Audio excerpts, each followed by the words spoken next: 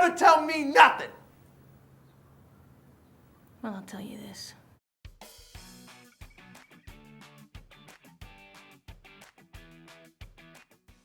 Number 20. Tom Cruise and Annabelle Wallis, The Mummy. Sergeant Morton? Where is it? What? Where's what? The film that was supposed to launch the Dark Universe failed on virtually every level. From the action, to the horror, to the romance. I'm not embarrassed, Nick. Disgusted, yes. Regretful, certainly. But mainly just amazed at your ability to mimic all the qualities of genuine human intimacy, if only for 15 seconds. Tom Cruise is one of the most charismatic stars in Hollywood, but Nick Morton is written with none of his signature charm. Wallis's Jenny has virtually no character traits outside of being the love interest and an archaeologist, and we're not even sure if those count as traits. Say what you will about the previous Mummy movies, but Brendan Fraser and Rachel Weisz's characters had defined personalities that worked well off each other. You're wondering, what is a place like me doing in a girl like this? Yeah, something like that. It wasn't Shakespeare, but you remember Rick and Evelyn, whereas Nick and Jenny are instantly forgettable. They somehow come off as even more lifeless than the mummy pursuing them. This means something. Number 19. Hugh Grant and Drew Barrymore, music and lyrics. So, kitchen? Yeah. Great. Grant and Barrymore are basically rom-com royalty. Between the two of them, they've starred in more romantic comedies than we can keep track of. With that in mind, you'd think that they'd be a match made in heaven here. For whatever reason, though, Alex and Sophie never make beautiful music together. All I wanna do is find a way back into love. It's especially strange since the stars seem so well suited for the parts, what with Grant as the sarcastic former pop star, and Barrymore as the adorable girl next door. So, are you going? I might drop by. I don't want to be rude. Well, I don't want to be rude either. Then again, maybe that's part of the problem. The two feel like they're playing parodies of themselves. Talk about pandering. I did not pander. I just told her exactly what she wanted to hear. As a result, music and lyrics plays out less like an actual rom-com, and more like a fake one you'd see in another movie. Why do all these movies have such bad music? It's so that you know how to feel every single second. Number 18. Seth Rogen and Katherine Heigl, Knocked Up. I told my roommates I thought I was going to get a BJ, so... You know what? For the sake of getting to know one another, can you not talk like that? Yeah, I can do that. Don't get us wrong. Knocked Up is among the early 21st century's funniest comedies, but most would agree that the romance is one of the film's more contrived elements. Ben Stone is the very definition of a guy who got a girl way out of his league. I very rarely look cool. This is a big moment for me this week. Pairing an ambitious career woman with a stoner who has no ambitions naturally amounts to some hilarious interactions. You know, the best thing for a hangover is weed. Do you smoke weed? Not really. You don't? Between their constant arguing and lack of common interest, though, it's clear that Ben and Allison are only together because of their baby. The two do grow as individuals, learning what it means to be a parent. While we don't doubt their love for their daughter, we don't really buy that these two will ever be a happy couple. Don't tell Mommy, but it was the smartest thing I ever did listening to her, because now you're here. Number 17. Sean Connery and Catherine Zeta-Jones, Entrapment. I have absolutely no reason to believe a word you've told me. But you want to. When Catherine Zeta-Jones married Michael Douglas, the relationship received a fair deal of media attention due in part to the 25-year age difference. Well, the same year she got engaged to Douglas, Zeta-Jones starred opposite Sean Connery, who was almost 40 years her senior. Before you jump to any conclusions, the age gap isn't this movie's problem. The main issue is that Zeta-Jones's gin is sexualized to the point that it's borderline comedic. Some really corny music selections only add to the unintentional laughter.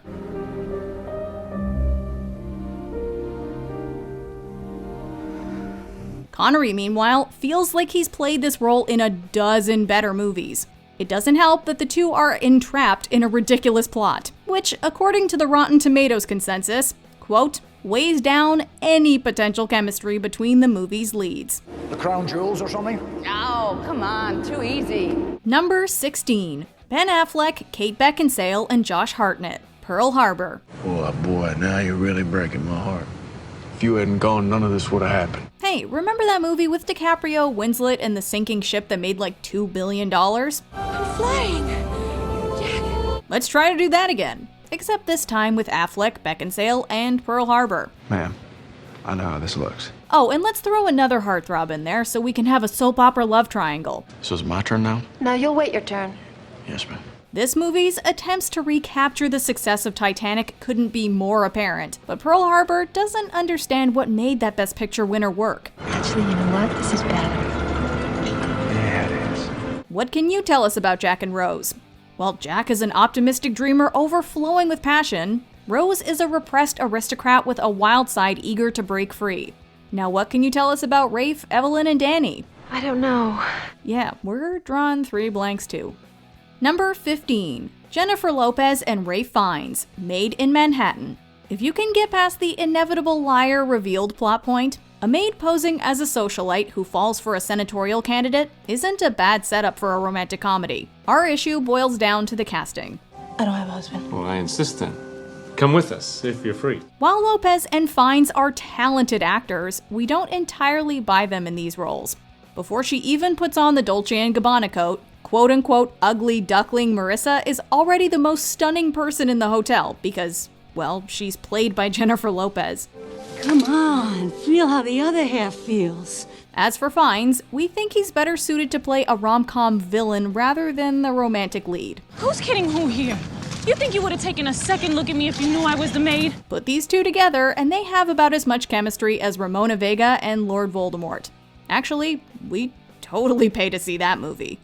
From this day forth, you put your faith in me. Number 14. Ashton Kutcher and Cameron Diaz. What happens in Vegas? Did I mention that I got fired by my boss/father? Did I mention that I threw a surprise birthday party for my fiance, and the surprise was that he dumped me in front of all of our closest friends while they hid in the closet? After meeting and drunkenly getting married in Vegas, Kutcher's Jack and Diaz's Joy decide to divorce ASAP. Matters are complicated, however, when they win the $3 million jackpot.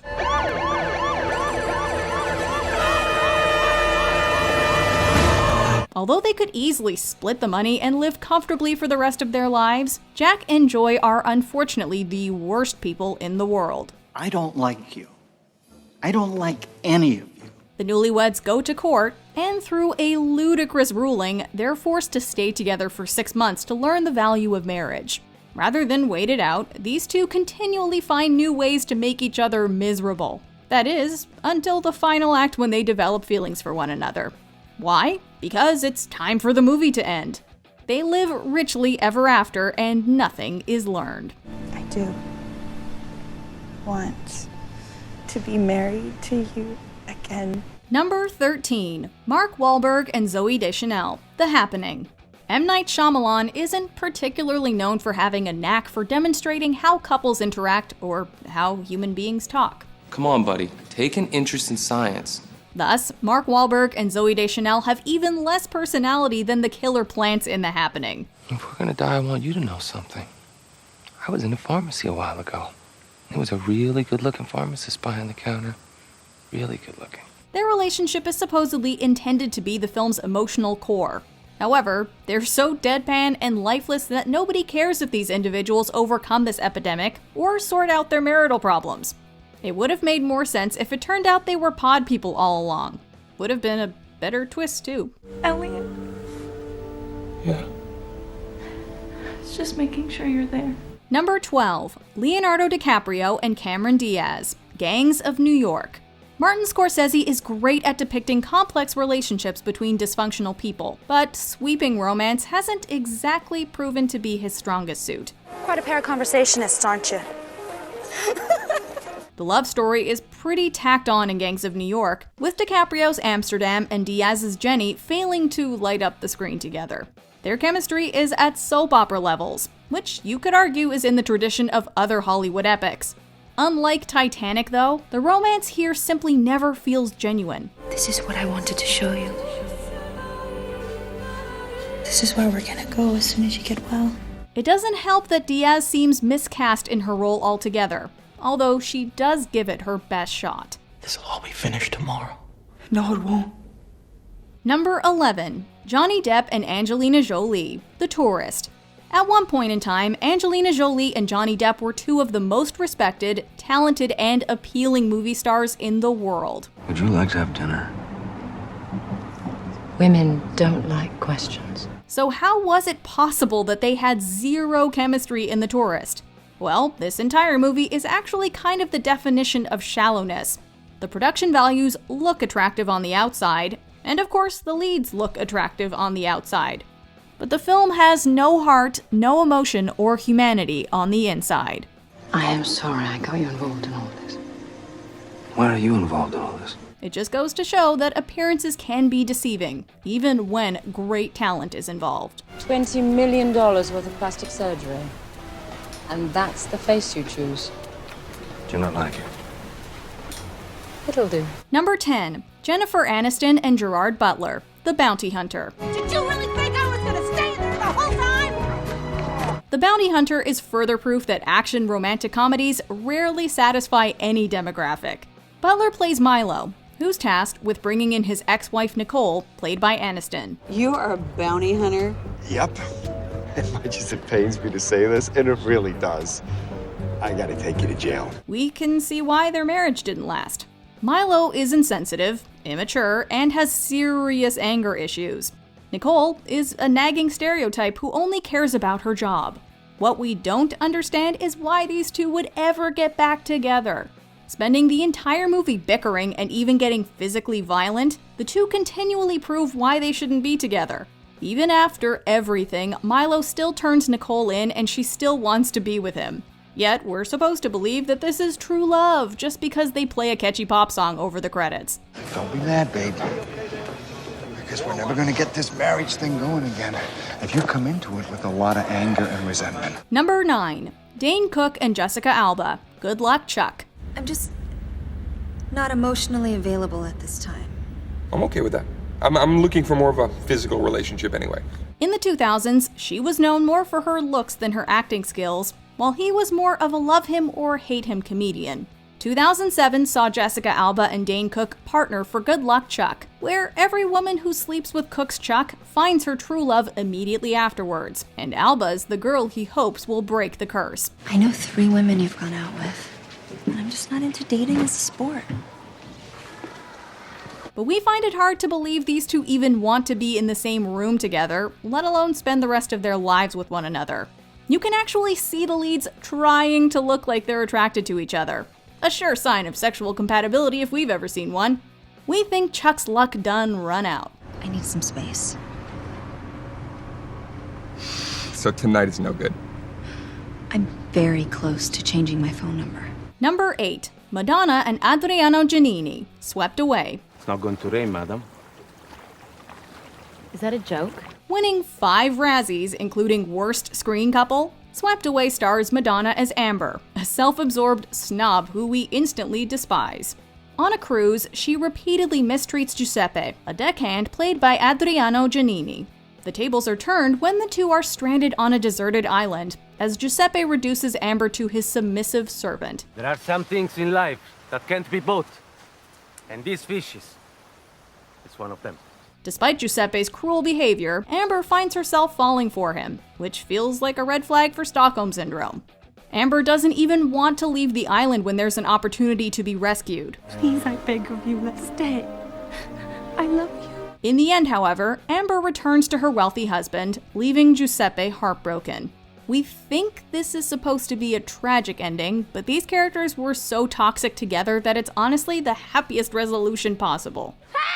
Go! Shout! Shout! Somebody help! Oh, she's crying for help, the idiot! Number 7. Daniel Radcliffe and Bonnie Wright, the Harry Potter franchise.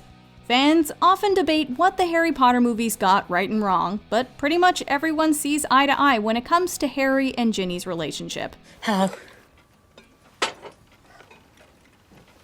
In the books, we watch Ginny evolve from a shy girl with a crush on Harry to a resilient woman who Harry falls for.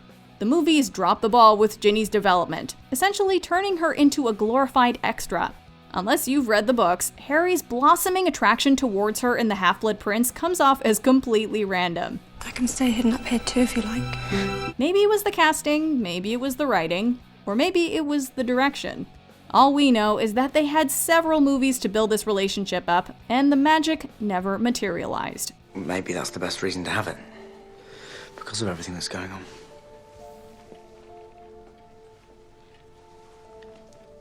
Number 6. Hayden Christensen and Natalie Portman, the Star Wars prequel franchise. It's hard to believe that the man responsible for Han Solo and Princess Leia's relationship also wrote the love story between Anakin Skywalker and Padme Amidala. Annie? My goodness, you've grown. So have you. Grown more beautiful, I mean. Well, for a senator, I mean. Watching Hayden Christensen and Natalie Portman together in the Star Wars prequels is excruciatingly painful. While their performances are stiff and bland, can you really blame them? Believe me, I wish that I could just wish away my feelings. But I can't. You try making lines like, "I wish I could just wish away my feelings," and that diatribe about sand sound natural. A 5-year-old could construct more romantic dialogue than this. I don't like sand. It's coarse and rough and irritating, and it gets everywhere. Not like here. Here everything is soft and smooth. Sorry, George. What else can be said except...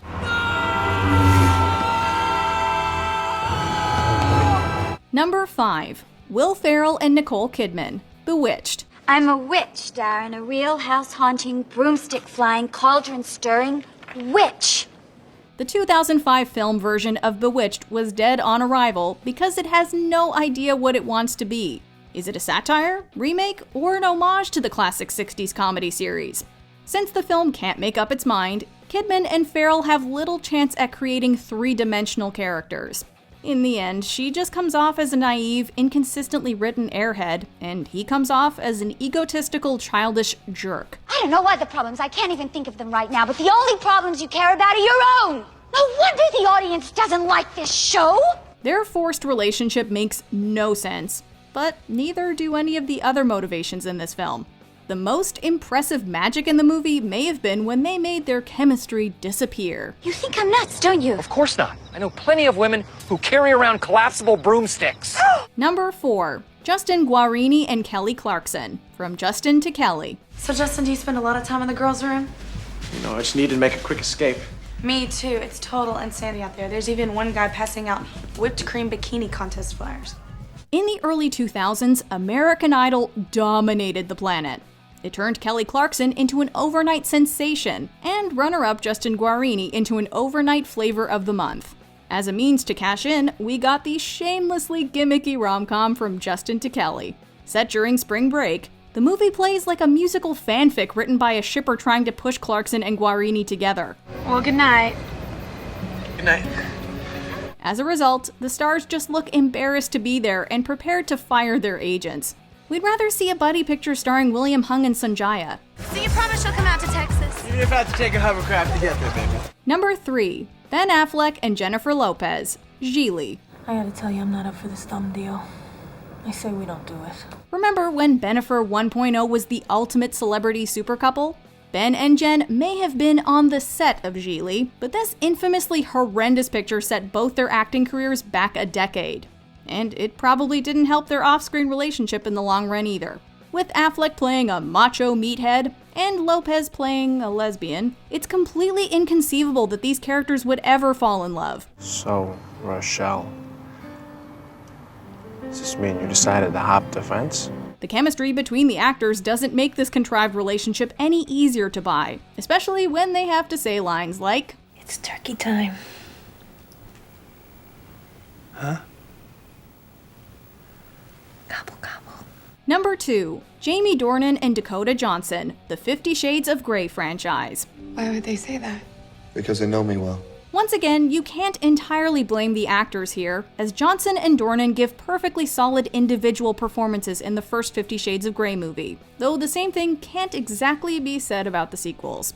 But given the material they're forced to work with, which by the way started as Twilight fanfiction, the actors don't have a snowball's chance in hell of making their on-screen relationship believable. Are you gonna make love to me now?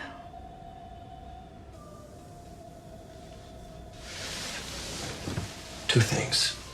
First, I don't make love. Even if Humphrey Bogart and Ingrid Bergman had played Christian Grey and Anastasia Steele, their love scenes still would have been more laughable than steamy or romantic. Yes, none of that matters to studios, considering the films ended up making as much as they did at the box office. I've fallen in love with you.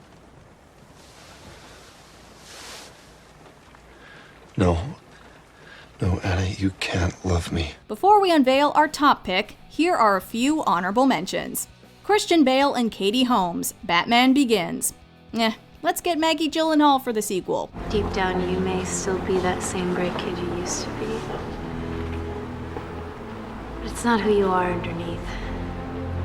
It's what you do that defines you. Brandon Routh and Kate Bosworth, Superman Returns. Christopher Reeve and Margot Kidder, they ain't. Personally, I think that's a load of crap. Clark? This is the guy I work with. Maybe Clark's right. Lily Tomlin and John Travolta, Moment by Moment. Together at last? Look, do you want to be alone? Because, like, if you want to be alone, I can take a hint. You know? Yes. Hugh Grant and Sarah Jessica Parker, Did You Hear About the Morgans? By the end, you'll be rooting for Doug from House of Cards to do them in. How's the apartment? It's good. So much more space without the golf clubs.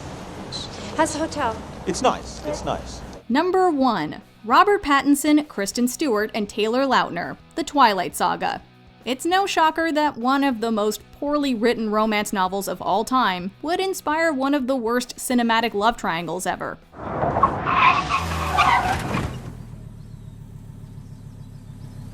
He wants to talk to me. To add insult to injury, Stewart, Pattinson, and Lautner make little effort to emote feelings of affection throughout the Twilight Saga. Why haven't you called me back? I had nothing to say. Well, I have tons. Hold on. The fact that Bella looks vaguely like she may be physically unwell as she walks down the aisle is reason enough to place this mostly expressionless trio at number 1. They've taught a generation that lustfully staring into somebody's eyes is all a healthy relationship truly requires, giving us all unrealistic expectations for romance. It's not like you're gonna have a real honeymoon with him anyway. It's gonna be as real as anyone else's. That's a sick joke.